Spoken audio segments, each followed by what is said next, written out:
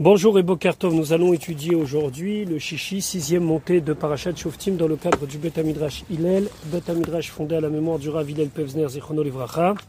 Notre étude commence au Perek Yutet, 19e chapitre du livre de Devarim, Pasuk Yud Dalet, verset 14. Donc, toujours dernière recommandation de Moshe Rabbeinu. Moshe Rabbeinu rappelle certaines mitzvot, et ici dans le Pasuk Yud Dalet, la Torah nous dit Lo tasig gevul reacha. Ça veut dire, dans la traduction la plus proche du texte, ne recule pas la frontière, la limite de ton ami. C'est-à-dire que lorsque on avait délimité un champ, plus généralement une région qui était attribuée à telle ou telle tribu, il est strictement interdit de reculer la barrière de manière à ce que nous ayons un petit peu plus de terrain en empiétant sur les terrains de notre ami. C'est ce qu'on appelle Asagat Gvul. Plus généralement, ce issur va concerner le commerce et d'autres choses où on n'aura pas le droit d'empiéter sur la propriété de l'autre. Mais ici, dans le sens simple, c'est de ne pas déplacer les barrières Asher Gavelu Rishoni qui ont été mises en place par les premiers. Le Ramban nous dit, c'est Elazar HaKohen et Yoshua bin Nun et les chefs de toutes les tribus qui avaient désigné les endroits précis où chaque tribu devait habiter. À partir de là, on n'a pas le droit de changer les frontières, les limites qui ont été fixées à cette époque-là. Benachalatecha, dans ton héritage, Asher Tinchal Ba'aretz, que tu vas hériter dans la terre d'Israël, dont tu vas prendre possession, Asher Hachem Elokecha, que Hachem, ton Dieu, Noten Lecha, il te donne les richtas afin que tu en prennes possession. Alors, ici, il faut bien comprendre qu'il y a de toute façon un interdit. L'interdit, c'est de voler. Mais en Eretz Israël, il y a un interdit supplémentaire, c'est cet interdit de Asagat Gvul, de déplacer la limite entre les terrains. Donc, Rashi nous dit Lotasig Gevul Lachon Nasogu Achor. Ça veut dire mettre en arrière. Chez Marzir Siman Chalukat Akarkar le Achor, qu'il fait reculer le signe qui partage le terrain à l'arrière, les Tor Sadeh Chavero, dans le champ de son ami, les Man Achivet Shelo, afin que le sien soit plus large. Ve'alokvarne Marlotikzol, mais on a déjà dit que c'est interdit de voler. On a déjà dit déjà, ton parachat est mort. Je rappelle que le Lotignov de la Torah dans les 10 commandements, ça signifie ne pas kidnapper, alors que l'otigzol, ça veut dire ne pas voler. Ma Talmud Lomar lotasig. Alors qu'est-ce que ici la Torah vient nous rajouter en disant ne mets pas en arrière la barrière. La med al aoker trum chavero. De là on apprend à celui qui déracine la limite de son ami pour la placer plus loin. Sherover bishne lavim. Il transgresse deux interdits. L'otigzol, de ne pas voler, et l'otasig. Yachol af bechutz alaretz. Est-ce que c'est possible de dire que c'est la même chose, même en chutz laretz, c'est-à-dire que si j'ai un terrain dans un endroit perdu de la Normandie et que je vais déplacer la barrière, je vais transgresser cet interdit. Talmud Lomar, la Torah nous dit Benachalatecha shertinchal. Ceci ne concerne que la terre d'Eretz Israël, la terre qu'on a reçue en héritage par Hachem. Be'eretz Israël over bishne lavim. En Eretz Israël, il transgresse deux interdits. Bechutz alaretz. En dehors d'Israël, Eno Over et la Mishum Lotikzol, il ne transgressera que l'interdiction de voler. Maintenant, la Torah va nous parler des lois qui concernent les témoignages. C'est peut-être un petit peu lié avec le début de notre paracha, le système juridique, Shoftim et Shotrim. Ici, la Torah va revenir sur la Edout, le témoignage. Pasuk Tedva, verset 15. Lo yakum Ed Echad Beish, Lo Yakum. Alors si on traduit de manière littérale, ça veut dire ne pourra pas se lever un seul témoin contre un homme. C'est-à-dire que le témoignage d'une personne unique ne tient pas pour condamner une personne, les Chol Avon, pour toute faute, ou le Chol Khatat, ou pour tout péché. On verra dans Rashi la différence entre Avon et Khatat. Le Chol Chet Asher Yecheta, pour toute faute qu'il aurait fait.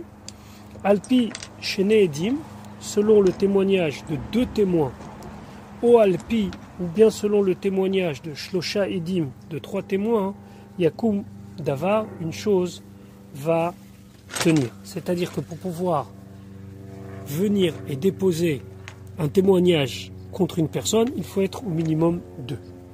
Rashi, Ed Echad, Zebanaav. Ici, on a construit un pair, c'est-à-dire qu'on a construit un principe général. Kol Ed, à chaque fois qu'il y a le mot Ed dans la Torah, qui veut dire témoignage, Shneim, ça veut dire qu'il y a 2 témoins. Et la Imken, seulement, Perat Lecha, lorsque on t'a précisé, Bo, dans ce cas-là, Echad, ça veut dire qu'il y a un seul témoin. Donc quand on dit Lo Yakum Ed Echad, ça veut dire qu'ici il n'y a qu'un seul témoin. Si c'était marqué uniquement Ed, ça veut dire 2 témoins. Parce que là, Ed ne se traduit pas par témoin, mais par témoignage. L'Echol Avon ou L'Echol Khatat, Liot Ravero, son témoignage est fait afin que son prochain Ne'enash, il sera puni à l'Edouto à cause de son témoignage. Lo Onesh Gouf, ceci n'est pas valable pour une punition corporelle, où la personne serait condamnée, par exemple, à Malkout, à la flagellation. Un témoin ne pourra pas faire en sorte que son prochain soit condamné à cela. Vélo Onesh Mamon, ou même une punition d'ordre financière, si par exemple un témoin vient dire un tel a volé un tel, il ne pourra pas le condamner. Aval, mais, Kam ou l'Ishwa, il peut venir par son témoignage le rendre chayav, le rendre de prêter serment. Par exemple, Amar la Chavero, il a dit à son ami, Ten li manesh elviticha. Une personne dit à l'autre, rends-moi l'argent que je t'ai prêté. Amarlo, et l'autre lui a répondu, En lecha biyadi-kloum. J'ai rien qui t'appartient, ce que tu dis c'est des bêtises. Ve'ed echad meido sheyeshlo. Il y a un témoin qui vient qui dit non, c'est faux, il y a eu prêt. À ce moment-là, il ne peut pas le condamner à payer, mais chayav li shavalo, il le rend chayav, donc il le condamne à jurer. Alpi shene edim, selon le témoignage de 2 personnes, mais on dit alpi selon la bouche. Felo shirtevu edotam beigeret veishalechu lebedin. Ils ne peuvent pas écrire leur témoignage dans une missive, dans une lettre, et l'envoyer au bedin. Il faut que ce soit un témoignage oral. Deuxièmement, Felo sheyarmod turgeman, il ne faut pas qu'il y ait un interprète ben haedim entre les témoins ou ben hadayanim et les juges.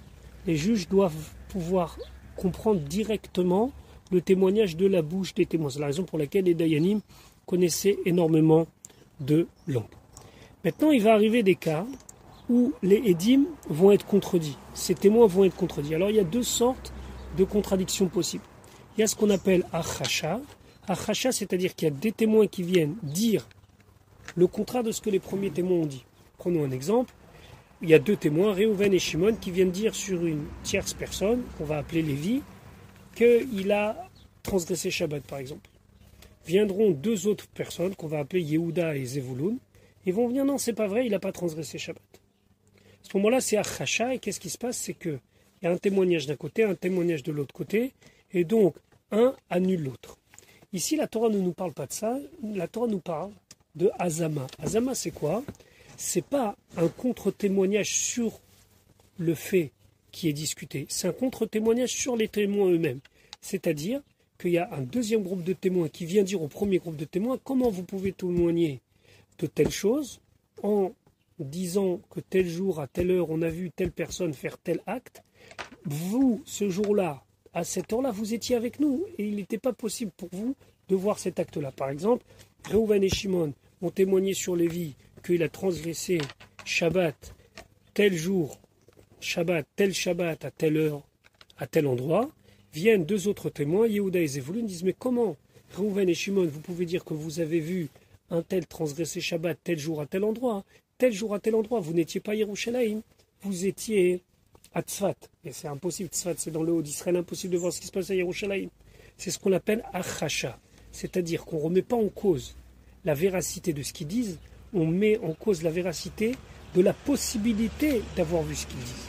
Donc c'est pas qu'ils disent non, il n'a pas transgressé, et lui il dit oui, il a transgressé, non. C'est comment vous pouvez dire une telle chose, vous n'étiez pas là-bas. Pasuk Tetzain, verset 16. Ki yakum, lorsque se lèvera, Ed Hamas, un témoin faux. Alors ici, comme il n'y a pas le mot Echad, ça veut dire un faux témoignage. Ça veut dire qu'il y a 2 témoins qui viennent et qui disent un mensonge, Beish contre un homme, La'alnot bo Sarah pour témoigner sur lui quelque chose qui s'est écarté. Ça veut dire qu'il s'est écarté de la vérité, quelque chose de faux. Rashi, La'alnot bo Sarah davar chez Eno. Une chose qui n'existe pas. C'est-à-dire un témoignage complètement faux. Chez Oussar a Edazé Mikol Aïdout Azot, que ce témoignage a été enlevé de tout ce qu'il a dit. C'est-à-dire que on va remettre en cause profondément la possibilité qu'ils ont de témoigner. On leur retire le droit de témoigner. Ketsad comment? Chamroulam, ils leur ont dit, Valo imanu aitem oto ayom bemakom ploni, vous étiez avec nous tel jour à tel endroit. Donc comment vous pouvez témoigner? Pasuk Yudzain, Ve'amdu shene ha'anashim. Et ils se tiendront debout, les deux personnes, c'est-à-dire ceux qui peuvent encore témoigner. Asher lahem hariv, ceux qui ont la dispute, ça veut dire que non seulement vont devoir se lever les deux témoins, mais même les deux protagonistes, ceux qui sont en dispute, l'ifne Hashem, devant Hashem, puisque c'est marqué Bekerev Elokim Ishpot, que Dieu réside parmi les juges, et le mot Elokim ici, c'est aussi Elohim. Elohim, c'est des juges, mais c'est aussi le nom de Dieu. L'ifne Akwanim devant les Kohanim, Ve'ashoftim et les juges, Cher Iyu Bayamimaem, qu'ils seront à l'époque. On ne peut pas comparer une génération à une autre en disant à l'époque les juges étaient meilleurs. On a les juges de notre génération. Ve'amdu shene anashim be'edim akatuv medaber. Ici on parle des témoins. Les témoins devront se lever. Ve'lamad, et aussi on a appris she'en edut benashim, qu'il ne peut pas y avoir de témoignage par des femmes, comme c'est marqué shne ahanashim, les deux hommes. Ve'limed, et aussi il nous a appris she'tzrichim la'id edutam meumad, qu'il faut faire leur témoignage lorsqu'ils sont en position debout. Asher Lahem arrive, ceux qui ont la dispute, Elouba et Adim, ce sont les deux protagonistes, les plaignants, Lifne Hashem, devant Dieu, Yedome Lahem, ils doivent imaginer, ça doit être semblable à leurs yeux, Keil ou Omdim Lifnamakom, comme s'ils se tiennent devant Dieu, Shenema, comme c'est marqué, Bekerev Elohim Ishpot, et encore le mot Elohim ici c'est des dieux, mais ça veut dire que Dieu aussi réside avec les Dayanim. Asher Yu Bayamim Ahem, Yiftach Bedoro, à son époque, qui était un juge de moindre grandeur, qui Shmuel Bedoro, c'est comme Shmuel qui est un grand prophète dans sa génération. Tsarich Ata Lin'og Bokavod, il faut se conduire envers respect avec les Dayanim, avec les juges que nous avons dans notre génération. Pasuk Yutret. Fedarshu Ashoftim. Et les juges vont interroger. Ils vont rechercher Etev très bien. Ils vont faire Hakira, Drisha. Ils vont chercher en posant toutes sortes de questions. Veine, voici Aed Sheker Aed. Il a menti le témoignage. C'est-à-dire que les deux premiers témoins qui se sont présentés sont faux. Sheker Ana Be'achiv, il a prononcé un faux témoignage contre son frère. Vedarshu HaShoftim Etev, sur quoi les Shoftim, les juges devaient faire leur enquête, Alpi Hamezimim Otam, d'après la bouche de ceux qui sont venus contester la possibilité de témoigner des premiers. Encore une fois, en disant, ce n'est pas possible que vous étiez à tel endroit pour témoigner, vous étiez avec nous. Chez Botkim, car ils doivent vérifier, Vechokrim et interroger, Et Abaim les Hazimam, ceux qui viennent pour remettre en cause le témoignage, Bidrisha Vachakira, avec une recherche et des interrogations. On sait très bien qu'il y avait un procédé de 7 questions obligatoires, et puis après on devait encore demander des détails et des détails pour s'assurer de la véracité du deuxième témoignage. Et si ça s'avère que le deuxième témoignage est validé, encore une fois, sur la possibilité qu'avaient les premiers témoins de témoigner, à ce moment-là, ce sont des Edim Zomemi. Les Edim Zomemi, ils ont un din particulier, une loi particulière, on va leur appliquer une sentence très particulière, ce qui n'est pas le cas de faux témoins classiques, où deux faux témoins vont venir dire qu'il y a eu tel et tel acte, deux autres vont dire non, cet acte-là n'a pas eu lieu. Ça, c'est un autre din. Ici, encore une fois, c'est Azama. Et Azama, c'est remettre en cause, depuis le départ, la possibilité que les témoins, ils ont de témoigner. Et donc, la Torah nous dit pas ce que tête, va si temlo et vous lui ferez, c'est-à-dire aux faux témoins, kacher zamam la sot l'achif, comme ils avaient l'intention de faire à son prochain. Uviarta aram ikirbecha, et tu vas éradiquer le mal qui se trouve parmi vous. C'est-à-dire que si, à cause du premier témoignage, il aurait été condamné à mort, alors on les condamnera à mort sur le fait qu'ils ont témoigné alors qu'ils ne pouvaient pas témoigner puisqu'ils n'étaient pas présents. Rachidi kacher zaman velo kacher asa. Pas comme ils ont fait. Encore une fois ici c'est un singulier parce qu'on parle du aide, mais c'est pas du aide le témoin, c'est le témoignage. C'est-à-dire que si la sentence a été prononcée et a été déjà accomplie, la personne a été condamnée à mort, et après ça on s'aperçoit que c'était des dîmes omémim, donc rétroactivement il ne pouvait pas être à l'endroit où il disait avoir vu. À ce moment-là, la condamnation à mort a déjà été accomplie, et bien eux ne sont pas condamnés à mort, parce que c'est marqué kacher zamam, comme ils avaient l'intention de faire. Mais Kanamrou de là, les Chachamim ont appris, à Rogo, s'ils l'ont déjà tué, En Neheragim, les faux témoins, les Dim Zomemim ne seront pas tués.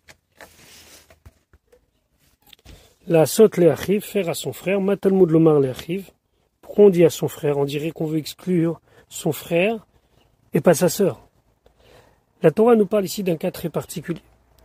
L'Imed, on nous apprend Al-Zomeme Bat Kohen Nesua, sur le cas des Dim Zomemim qui ont témoigné sur une fille de Kohen mariée qui a fait un adultère. Alors, le principe, il est que lorsque un adultère est constaté par des témoins, alors les deux protagonistes sont Chayav Mita, ils sont condamnés à mort par Chenek, par strangulation. Lorsque la femme est une Bat Kohen, la condamnation à mort est là, mais pas par strangulation, mais par Srefa, c'est-à-dire qu'elle est brûlée.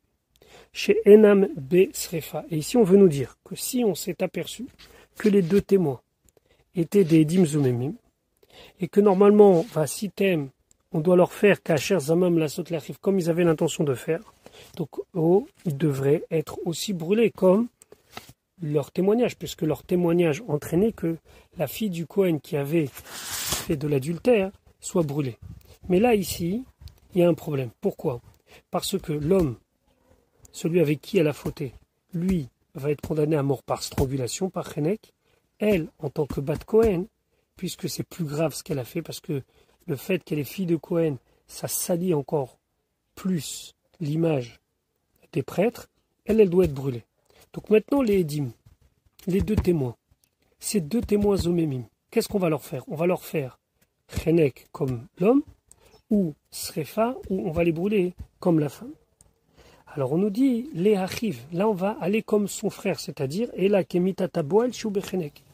On va suivre la punition que l'on devait donner à celui qui a été accusé d'adultère, et pas à elle.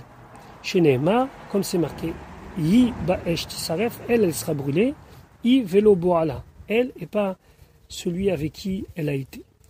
Le Kach Nehemar, c'est pour ça que c'est dit ici, Kan Leachiv à son frère, Kacher Zamam Lasot Leachiv, comme il avait l'intention de faire à son frère, c'est-à-dire par strangulation, Velo Kacher Zamam Lasot Leachoto, et pas comme ils avaient l'intention de faire à leur sœur, c'est-à-dire en la condamnant à mort par Srefa, par le fait qu'elle va être brûlée. Aval, Pechol Shear Mitot, mais pour toutes les autres condamnations à mort, Ishva Akatuv Ish Leisha, l'homme et la femme c'est la même chose, Fezomeme Isha, et ceux qui ont été déclarés des Zomemim suite à un témoignage contre une femme, Neheragim Kezomeme Ish, ils sont tués comme s'ils avaient porté ce faux témoignage sur un homme, Kegon par exemple, chez Idoua, qu'ils ont témoigné sur elle, chez Arga et Tanefesh, qu'elle a tué quelqu'un. Donc elle doit être condamnée à mort. Comme elle doit être condamnée à mort et que ça s'est avéré que c'était des faux témoins encore une fois, Zomemim, c'est-à-dire qu'ils ont témoigné alors qu'ils n'avaient pas la possibilité d'être là pour voir l'acte, ou bien chez Chilela et Shabbat, ou bien qu'elle a transgressé le Shabbat, Neheragim Bemitata. ils vont être tués, ces faux témoins, hein, comme la condamnation à mort qu'elle devait avoir. Chez l'Omi Aetkan Achoto, et ici la Torah l'exclut sa sœur, et là Bemakom Sheesh Lekayem Baem Hazama Kemitat Aboel. Et là Bemakom seulement dans un cas, chez Yesh Lekayem Baem Hazama, où on peut faire Hazama, c'est-à-dire remettre en cause la possibilité qu'ils avaient de témoigner, Kemitat Aboel, comme la mort de celui avec qui elle a été accusée d'adultère, c'est-à-dire par strangulation. Donc, on a compris le dîme des dîmes zomimim, je me permets d'insister, les dîmes zomimim, ce n'est pas simplement des faux témoins, c'est des témoins qui ont été remis en cause sur le fait même qu'ils avaient la possibilité de témoigner. Pasukra, Veanish Harim, ceux qui restent Ishmeu Veiraou, ils vont entendre et voir, donc on va prendre acte de ce qui a été fait, Velo Yosifula Asot Od, ils ne vont pas continuer à faire, Kadavar Ara Azé, comme cette chose-là, Bekirbecha, au sein de toi, c'est-à-dire dans le peuple.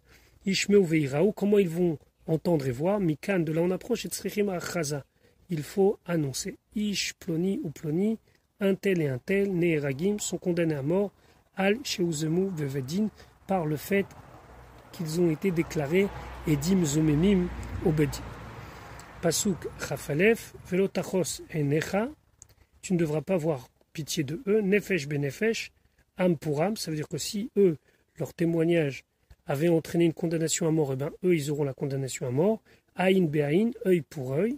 Si ils ont accusé quelqu'un d'avoir endommagé l'œil d'un autre et que ça s'est avéré faux, eux, ils devront dédommager au même titre que le dédommagement d'un œil. Il n'est pas question de leur crever l'œil. On a déjà parlé de la loi du talion qui n'existe pas dans la Torah. Shen Beshen, s'ils avaient accusé quelqu'un d'avoir cassé la dent d'un autre et donc qu'ils veulent le condamner maintenant à une compensation, c'est eux qui payent. Yad Beyad, main pour main, de la même chose. Regel Beragel, pied pour pied. Aïn Beaïn, Mamon. Rachid dit attention, ici on parle d'argent, on ne parle pas de crever l'œil à la place de l'œil. Vechen, Shen, Beshen, Vegomer. Et ainsi, on doit comprendre le remplacement de la dent par la dent, etc. C'est-à-dire une compensation financière. Et pas la loi du talion dans le sens simple, c'est-à-dire œil pour œil, dent pour dent. Nous allons maintenant commencer l'étude du Pérékraf du 20e chapitre du livre de Devarim. Le premier sujet évoqué dans le chapitre, c'est les lois de la préparation à la guerre. D'abord, en introduction, il faut savoir qu'il y a deux sortes de guerres possibles dans la Torah. Il y a ce qu'on appelle Milchemet Mitzvah, c'est une guerre obligatoire. Une guerre qui est une mitzvah, c'est la guerre de conquête de la terre d'Eretz Israël. Et il y a Milchemet Reshut, il y a une guerre qui est facultative. Elle peut avoir deux buts. Premièrement, agrandir les frontières de la terre d'Israël, c'est ce que David va faire. Ou bien, peut être une guerre préventive pour éviter que les ennemis qui se trouvent tout autour de la terre d'Eretz Israël soient plus forts que nous. Ici, dans le cadre de notre étude, on parle de Milchemet Reshut, de la guerre facultative. Dans la guerre facultative, il y a un certain nombre de personnes qui sont exemptées d'aller au combat. Dans la guerre de mitzvah, Milchemet mitzvah, personne n'est exempté, tout le monde doit aller à la guerre. Ici, on va voir qu'on va exempter certaines catégories de personnes en leur disant rentrez chez vous, vous n'êtes pas obligés de combattre. La deuxième chose, c'est que la Milchemet mitzvah, la guerre obligatoire, est une guerre qui a été fixée quelque part par la Torah, puisque la Torah nous a dit d'aller à la conquête de la terre de Canaan. Milchemet Reshut, la guerre facultative, même si elle a des buts nobles, elle doit être validée par le Bet Din Agadol, par le grand tribunal qui autorisait ou non cette sortie à la guerre. Pasuk Aleph. Kitetse la milchama, lorsque tu sortiras à la guerre, al oivecha, sur tes ennemis. Ici, il faut depuis le départ comprendre que ceux qui sont en face de nous sont nos ennemis. Ne pas avoir à la sortie à la guerre un esprit trop pacifique. On va à la guerre pour lutter et pour gagner. Veraïtaï, tu verras, sous varechev. Tu verras qu'ils ont des chevaux, qu'ils ont des chars. Amrav mimecha, un peuple plus nombreux que toi. À l'époque, on combattait de trois manières, avec des chars, avec des chevaliers et avec des fantassins. Ici, il y a Sous, qui représente les chevaliers. Rechev, ce sont les chars. Amrav mimecha, ce sont les fantassins. L'otiramehem, n'aie pas peur de eux, qui Hachem Elokecha imar, car Hachem ton Dieu est avec toi. Amalcha Meretz Mitzrayim, celui qui t'a fait monter de la terre d'Égypte. Rashi Kitetze la Milchama, pourquoi la Torah a juxtaposé le sujet des témoins et le sujet de la guerre? Samach Hakatuv Yetziat Milchama Lekan, Akadosh Baruch Hu a choisi dans l'ordre de la Torah de juxtaposer ces deux sujets. L'Omar Lecha, c'est pour te dire She'en Mechusar Eva Yotze la Milchama, celui qui manque, auquel il manque un membre, ne va pas à la guerre. Pourquoi? Parce que le dernier pasouk que l'on a évoqué, c'est un pasouk qui parlait de défauts physiques. Œil pour œil, dent pour dent, main pour main, pied pour pied, ça veut dire, on parlait de jugement qui concernait un défaut physique qui a été provoqué par une blessure. La juxtaposition de Kitetse la Milchama avec le pasouk qui nous disait Ya Aïn Be'aïn, Shen Be'Shen, Yad Be'Yad, Regel Baragel, c'est pour nous dire que s'il lui manque un membre, il ne va pas à la guerre. Davar Acher, une autre explication, l'Omar Lecha, c'est pour nous dire Imasita Mishpat Sedek, si tu fais des lois justes, Ata Muftach, tu es sûr, chez Im Tetzela Milchama, que si tu sors à la guerre, Ata Notseach, tu vas gagner. Chen David Omer, et ainsi David il dit dans le Teilim Kuf Yutet, le chapitre 119, Asiti Mishpat Vatsedek, j'ai fait la justice, j'ai fait ce qui était droit, Baal Tanicheni Leoshkai, ne me laisse pas tomber dans la main de mes ennemis, parce que le fait de faire la justice apporte la réussite dans la guerre et la victoire. Aloivecha, Yu benecha keoivim, ils doivent être à tes yeux comme des ennemis, ve alterachem alem, n'aie pas pitié de eux, qui lo yirachamu alecha, car eux ne vont pas avoir pitié de toi. Susvarechef be'enai, à mes yeux. Alors il y a deux versions dans Rashi, il y a des versions qui disent Rashuvim, il y a des versions qui disent pas Rashuvim. Kulam kesusechat, c'est comme si c'était tous un seul cheval. Chen ou Omer, et ainsi c'est marqué dans le livre de Shoftim, Ve'kita et Midian ke ish echad. Tu frapperas Midian comme un seul homme, parce qu'aux yeux d'Akadosh Baruch Hu, toute cette quantité de personnes n'est que finalement qu'un seul homme. Ve'omer, et il dit qu'il va sous Paro. Quand est venu le cheval de Paro, alors qu'on sait qu'ils étaient 600 chars, parce qu'aux yeux de Dieu, c'est comme un seul. Am Rav Mimecha, un peuple plus nombreux que toi. Be'enecha ou Rav, à tes yeux il est nombreux. Aval Be'enai, mais à mes yeux, Enu Rav, il n'est pas nombreux. Pasuk Bet. Ve'aya, ce sera Kekarofchem el Amilchama, lorsque vous allez vous approcher du champ de bataille. Venigash a Kohen, le Kohen s'approchera. Vediber el Ha'am, il va parler au peuple. Alors pourquoi on dit proche du champ de bataille? Kekarofchem el Amilchama, Samour letzetam min hasefar, juste avant qu'ils sortent de la frontière, Migevul artsechem, de la frontière de votre pays. Sfar, ça désigne la dernière ville avant le passage dans l'autre pays, ce qu'on appelle une ville frontière. Fenigash à Kohen, et le Kohen s'approchera. Ici, c'est un Kohen particulier, c'est pas le Kohen Gadol, mais c'est un Kohen Hamashuach qui a été oint d'écart pour cela, spécialement. On l'a oint et nommé pour cette mission, Veu Anikra, et c'est ce Kohen qui est appelé Meshuach Milchama, celui qui a été oint pour préparer à la guerre. Vediber El Ha'am, et il parlera au peuple, Belashon HaKodesh, en Lashon HaKodesh, c'est en cette langue qu'il parle et pas dans une autre langue. Ve'amar Aleem, il leur dira, Shema Israël, écoute Israël, prête attention. Atem Kerevim Hayom, vous vous approchez aujourd'hui de la Milchama, la guerre, Al Oivechem, sur vos ennemis, Al Yerach Levavechem, que votre cœur ne s'affaiblisse pas, Al Tireu, n'ayez pas peur, Ve Al Tarpesu, Ve Al Ta'aretsu Mipenem. Alors ici, ça veut dire ne soyez pas bouleversés par les cris de la guerre et ne soyez pas cassés à cause de ce qu'ils vont entreprendre comme bataille. Rachid expliquait Shema Israël. Ici, bien sûr, on a l'impression que ça fait référence au Shema.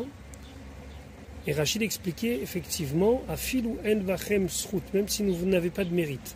Et la Kriyat Shema Bilvat, seulement la lecture du Shema, Kedai Atem Sheyoshia Etrem Hashem va vous sauver. Vous mériterez d'être sauvé. Donc ici, Rashi joue entre guillemets sur le mot Shema Israël comme si c'était une référence pour dire que le mérite du Shema Israël est suffisant.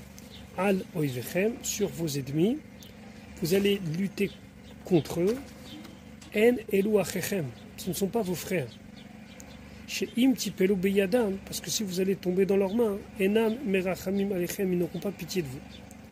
Enzu Kemilchemet Yehuda im Israël, c'est pas comme les frères qu'ils se battent comme Yehuda avec Israël, des combats fratricides, des guerres civiles. Chez Nema, comme c'est marqué, Vayakumu Anashim Asher Nikevu Beshemot, donc les gens qui ont été nommés se sont levés, Vayachaziku Bashivia, les ont gardés en captivité, Vechol Ma'arurem Ilbishu Minasheval, et ils ont pris des habits du butin, Vailbeshum, Vayinalum, Vayachalum, Vayashakum, Vayasukum, Vayinalum, Pachamurim Lechol Kosher. On voit qu'ils se sont occupés de eux. Vayevihum, Yericho, Imatemarim, ils les ont amenés à Yericho, la ville des dattiers, Etzel Achehem, proche de leurs frères, Vayashuvu, Shomron, ils sont rentrés dans le Shomron. Qu'est-ce qu'on voit ici? Que même si c'était une guerre civile, fratricide, ils ont quand même agi avec ceux qu'ils avaient pris en captivité, avec tout le respect, en leur donnant ce qu'ils avaient besoin et en les protégeant, entre guillemets, et pas en les tuant, pas en les massacrant.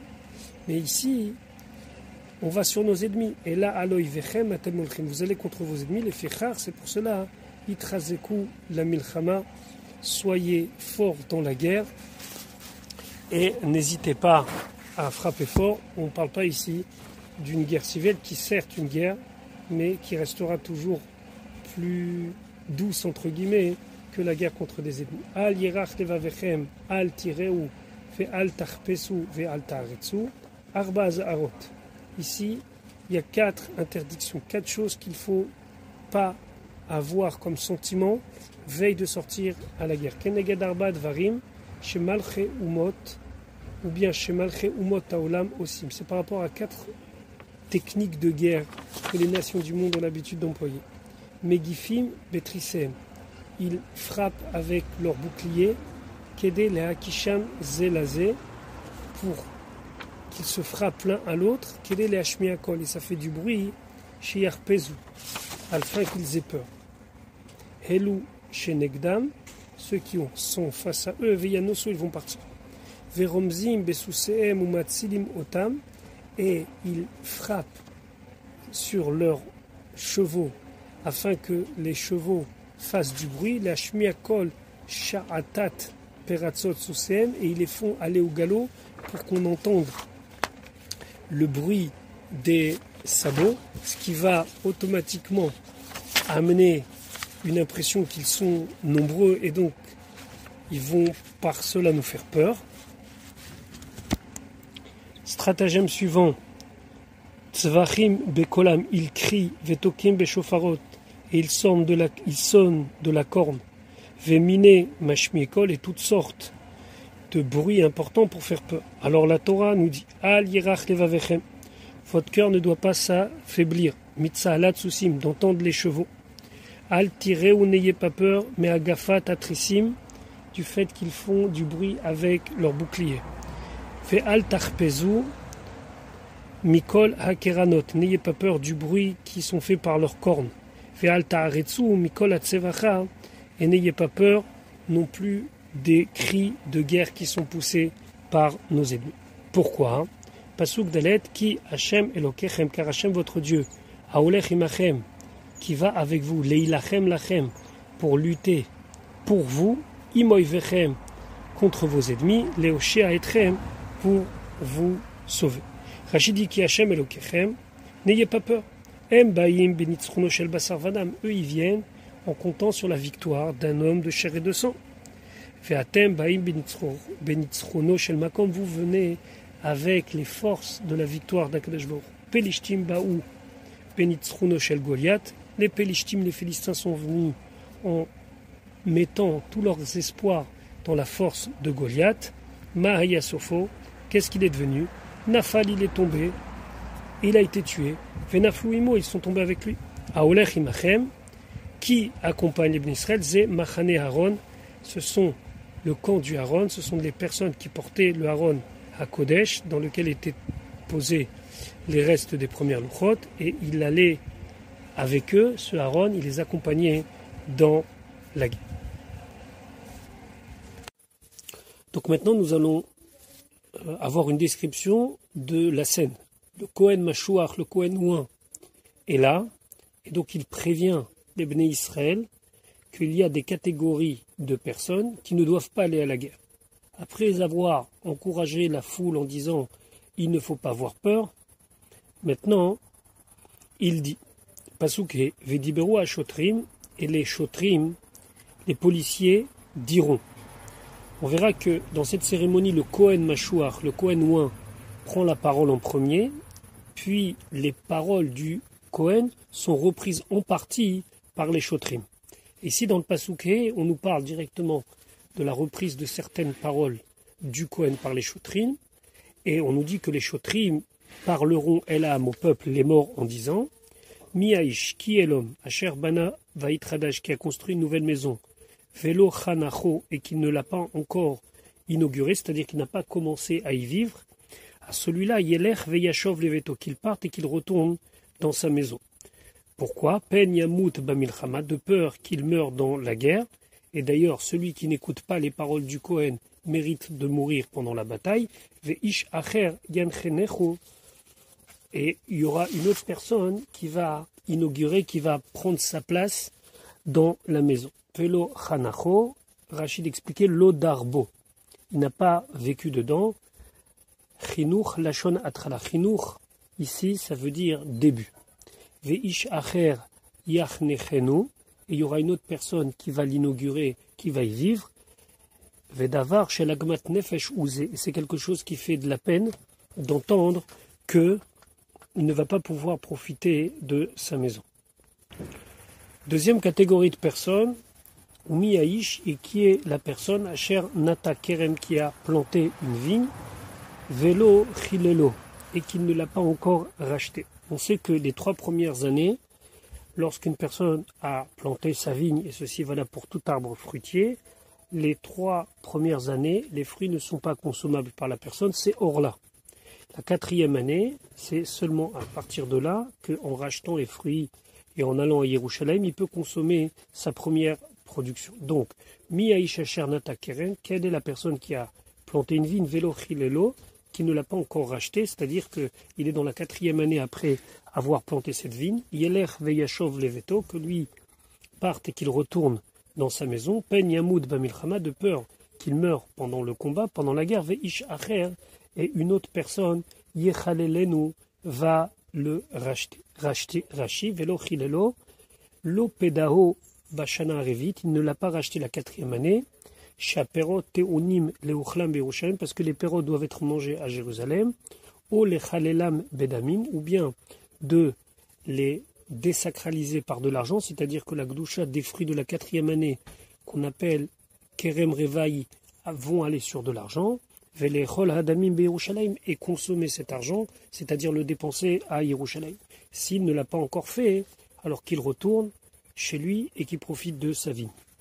Pasuk Zayin, 3e catégorie, Umi Haïch, et quel est l'homme, Asher Eras Isha, qui a, alors on va traduire qui s'est fiancé avec une femme, mais en vérité c'est qui s'est marié avec une femme, Velo le Kacha, et il ne l'a pas encore prise, c'est-à-dire qu'ils n'ont pas eu encore une vie maritale, Yeler, qu'il parte Veyashov Leveto, qu'il retourne dans sa maison, Penyamut Bamilchama, de peur qu'il meure à la guerre, Veish Acher Yekachena, et un autre homme va la prendre.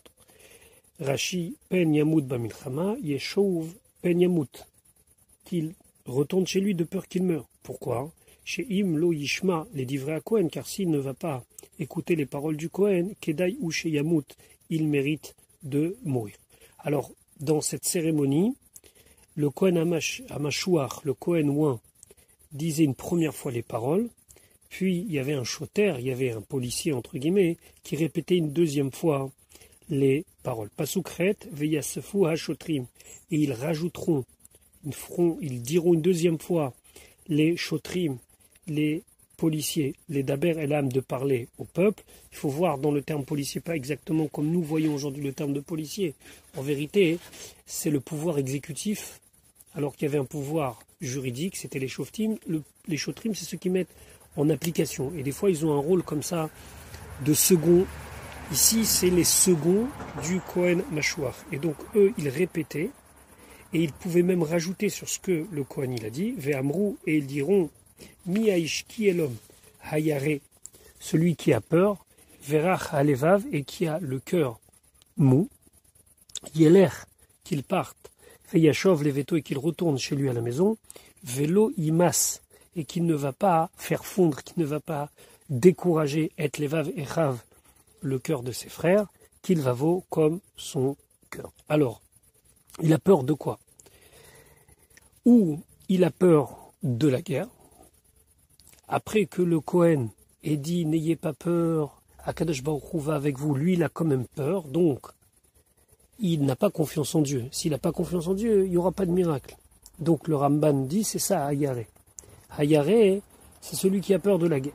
On va voir que Rachid, lui, amène un autre pshat, puisque en vérité, c'est une discussion entre Rabbi Akiva et Rabbi Yossi HaGalili. Nous allons tout de suite le voir dans Rashi. Donc Rashi chet, Veyasvu hashotrim. La main, pourquoi le pasouk, Neheman kan, il a dit ici Veyasvu. Ils vont rajouter. Alors, on explique que Mosifim ze al divrei Kohen. Il rajoute sur les paroles du Kohen. Pourquoi? Chaque Kohen medaber ou mashmia, le Kohen, il parle et il dit Min Shema Israël, depuis le Shema Israël, c'est-à-dire le pasuk Gimel, ad Leoshia Etrem, jusqu'à que il est dit Leoshia Etrem, c'est-à-dire le pasuk Gimel et le pasuk Dalet, le verset 3 et le verset 4, qui sont des paroles d'encouragement. Puis, ou mi haïsh Vehacheni, Vehachelishi, puis il dit, qui est l'homme qui a fait une maison mais qui ne l'a pas inaugurée? Qui est celui qui a planté une vigne et qui ne l'a pas encore rachetée? Qui est celui qui s'est fiancé mais qui n'a pas encore eu de vie maritale? À Kohen Medaber, à ce moment-là le Kohen dit une première fois, Veshoter Mashmir, et le Shoter, le policier entre guillemets, fait entendre, ça veut dire une nouvelle fois, il dit plus fort pour celui qui n'aurait pas entendu directement de la bouche du Kohen. Vézé, et cette dernière instruction, celui qui a peur qu'il rentre chez lui, Shoter Medaber, fait Shoter Mashmir. C'est le Shoter qui le dit, et c'est le Shoter qui le déclame, qui le dit fort. Pour bien dire aux gens, cette fois-ci, c'est nous qui rajoutons sur les paroles du Kohen. Le Kohen ne parlait que de la maison, de la vigne et de la femme, et eux parlaient de celui qui n'était pas courageux. Ayare verach alevav, Rabbi Akiva Omer, Rabbi Akiva il dit, Kemashmao, comme on l'entend, c'est-à-dire qu'il a peur. Chez Eno Yachol Lahamod Bekishre Amilchama, il ne peut pas tenir dans les combats, Velirot Cherev Sheloufa, il ne peut pas voir une épée qui est sortie. Donc il a peur. Et selon ce qu'on a expliqué du Ramban, cette peur vient d'un manque de bitachon, d'un manque de confiance en Dieu. Rabbi Yossi HaGalili Omer, lui, il dit non, Ayare mais Averot Shebeyado. Il a peur des Averot qu'il a fait. Et donc il a peur de ne pas mériter de combattre et de réussir dans le combat. Le kar talata Torah l'arzor al bait vekeren veisha. C'est pour ça que la Torah, en vérité, ici, elle fait un stratagème. Elle dit voici les personnes qui doivent retourner chez eux et ne pas combattre. Celui qui n'a pas inauguré sa maison, celui qui n'a pas racheté sa vigne, celui qui ne s'est pas encore véritablement marié, il n'a pas eu de vie maritale, les chassot, afin de couvrir la honte à la chosrim bishvil averot shebeyadam, pour couvrir ceux qui vont revenir chez eux à cause des averot qu'ils ont fait. Ça veut dire que quand on déclamait ça, il y avait des gens qui s'avançaient, mais personne ne savait pourquoi ils s'avançaient. Est-ce que c'était parce qu'il avait inauguré sa maison, ou bien c'était parce qu'il avait sa vigne qui l'attendait, ou sa femme qui l'attendait, ou à cause de ses avérotes. Shelo yavin ou shem baale avera, pour qu'on ne comprenne pas que cela retourne chez eux parce qu'ils ont fait des avérotes. Ve'aroé ou choser ve'omer, celui qui voit, il dit Shema banabayit, onata kerem, ou erasisha, peut-être qu'il a construit une maison, ou il a planté une vigne, ou bien il s'est fiancé avec une femme. Donc finalement, c'était un moyen de cacher la Avera à travers 3 autres cas pour qu'on ne sache pas exactement qui retourne chez lui, surtout pour quelle raison il retourne chez lui. Pasuk Tet, Ve'aya kechalot hashotrim nedaber, et ce fut lorsque les shotrim ont fini de parler à l'âme au peuple, ou fagdu sare tsevaot, ils vont maintenant nommer les chefs de l'armée, Berosh Ha'am, à la tête du peuple, donc ils vont dire voici les responsables de votre groupe qui va les combattre, et c'était donc maintenant le départ pour la guerre. Rashi, Saré Tsevaot, Rachid expliquait Shema Midim, Zakafim, qu'on mettait des gens responsables, Milifnehem ou Meacharehem, devant eux et derrière eux, Vechashilim Shel Barzei Beidehem, et ils avaient donc des espèces de haches dans la main, Chol Misherotzel Larzor, et tout celui qui voulait échapper à la guerre et fuir le combat, Areshut Beyado, il avait l'autorisation, les Kapeach et Shokav, de lui couper les pieds. Ça veut dire qu'une fois que la guerre elle était engagée, on mettait des gens pour s'assurer que tout le monde aille au combat. Avant la guerre, on pouvait avoir peur et simplement dire « je veux m'avancer et rentrer chez moi ». C'était le cas numéro 4. Et d'après Rabbi Akiva, il suffisait simplement d'avoir peur. Mais une fois que le combat était engagé, il n'y avait aucun moyen de fuir ses responsabilités. Et Rachid rajoutait, pourquoi on les appelle Zakafin? C'était Bnei Adam Omdim Biktseh Amaracha, parce qu'ils étaient à l'extrémité du combat, et Zakafim Liskof et Anoflim, ils étaient là pour relever ceux qui tombaient. Comme on dit tous les matins dans la bracha, Zokef Kefufim, celui qui relève ceux qui sont courbés. Ou les Chazekam Bidvarim, et de les renforcer en leur disant Shuvu el Amilchama, retournez au combat, Velo Tanusu, et ne fuyez pas, chez Trilat Nefila Nissa, parce que le début de la chute, c'est le fait de. Le début de la chute, c'est par la fuite. Donc, dès qu'ils voyaient les gens qui commençaient physiquement ou moralement à un petit peu flancher, ils étaient là pour les relever et les encourager. Selon la première version de Rashi, ils pouvaient aller jusqu'à physiquement faire du mal à la personne pour l'empêcher de retourner, parce que le mouvement aurait pu peut-être provoquer une espèce de panique ou bien un découragement chez le reste des soldats. Voilà pour aujourd'hui, je vous souhaite une bonne journée. Et Bezrat Hashem, on se retrouve un petit peu plus tard pour l'étude du Shevi Maftir de notre paracha.